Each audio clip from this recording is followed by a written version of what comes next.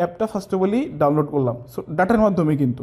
So তাইলে আর আপনাদের অ্যাকাউন্টে কোনো সমস্যা হবে না। ডাউনলোড করলেন, এরপরে এই যে একটা নতুন জিমেল ক্রিয়েট করতে হবে। সো জিমেলে যাওয়ার পরবর্তীতে আমরা একটা গুগলের মাধ্যমে নতুন একটা ইমেল ক্রিয়েট করব। সো জিমেলে আসার পরবর্তীতে আমরা হচ্ছে এখানে একটা অ্যাকাউন্ট ক্রিয়েট করব একদম নর্মালি যেভাবে গুগল অ্যাকাউন্ট, এবং ওই পাসওয়ার্ডটা সিমিলার পাসওয়ার্ড হইতে হবে। ধরেন আপনি একটা পাসওয়ার্ড দিলেন, ওই পাসওয়ার্ডটাই আলিপে অ্যাকাউন্ট ইউজ করতে হবে। সো সিম্পল একটা পাসওয়ার্ড দিতে হবে। সো আমি অ্যাকাউন্টটাই করতেছি।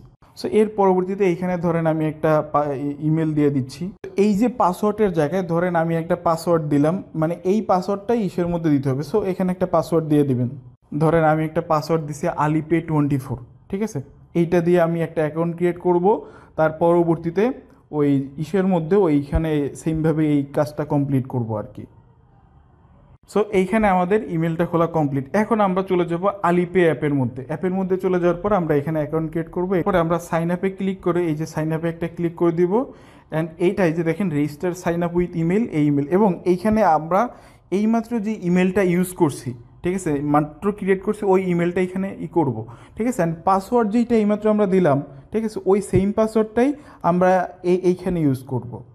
তো তারপরে একটা ক্যাপচা আসবে, এই বলটা এটা টাইনা জাস্ট এটার মাঝখানে আনতে হবে, তাইলে আপনাদের এটা হয়ে যাবে, ঠিক আছে। এর পরবর্তীতে আমাদের ইমেলের মধ্যে একটা কোড চলে যাবে। সো ইমেলের মধ্যে একটা কোড চলে গেলে আমরা জাস্ট এই কোডটা এখানে বসাই দিব। জাস্ট এখানে একটু ওয়েট করব। এই যে দেখেন কিছুক্ষণের মধ্যে এই যে দেখেন একটা কোড চলে আসে। সো 707410 আমি এখানে কোডটা দিয়ে দিচ্ছি। 707410 কোডটা দিয়ে দিলাম। দেওয়ার পরবর্তীতে এখানে পাসওয়ার্ড দিব। সো ওইখানে জিমেলের যে পাসওয়ার্ড সেম পাসওয়ার্ড দিয়ে দেবো আমরা। সো এইখানে কান্ট্রি দিতে বললে আপনি কান্ট্রিটা জাস্ট বাংলাদেশ দিয়ে দিবেন।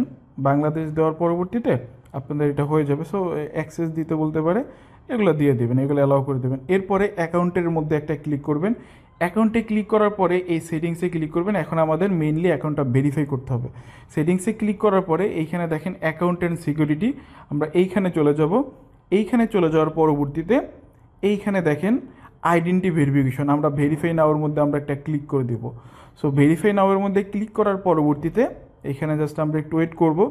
এখন এই যে দেখেন পাসপোর্ট থাকবে, এইখানে জাস্ট ক্লিক করে সিলেক্ট টু অ্যালবামে ক্লিক করে পাসপোর্টের যে ফ্রন্ট পেজ, যেখানে আপনার ফটোটা থাকে, টোটাল টুক না, এক পাশে তো অ্যাড্রেস ম্যাড্রেস এগুলো থাকে, আর এক পাশের মধ্যে অর্ধেকের মধ্যে পাসপোর্টের ফ্রন্ট পেজটা থাকে, আমি দেখাচ্ছি।